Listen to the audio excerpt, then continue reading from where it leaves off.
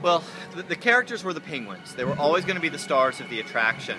But we expanded the discussion beyond just the species of penguin, and we talk a lot about the world of Antarctica, the continent on the bottom of our planet. It's a journey that few humans ever get to take of their lifetime, and you could do it here at SeaWorld. And so we knew if we could get our guests to go to Antarctica, once they're there, they'll find other animals, including the penguins, which are certainly the stars of the attraction.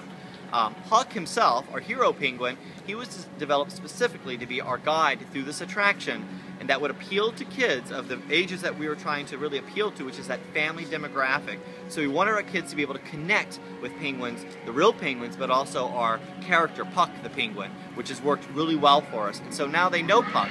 They're calling Puck by name. They're asking where did Puck go, because the whole ride experience, Puck plays a lot of hide and go seek with the kids, and they love it. And that really helps them engage in this subject matter. They experience blizzards with Puck, and they experience the dangers of diving underwater for the first time with Puck to hunt for their own food, where Puck has to save the day at the end. First and foremost, we wanted to make sure that our ride could handle as many of our guests as possible and give them the best possible experience.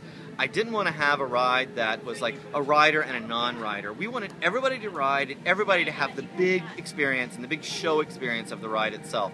And so we did that by no longer being bound by traditional theme park design. We threw all those old ideas away and all those old operational parameters away of linear loading and all this old school thought.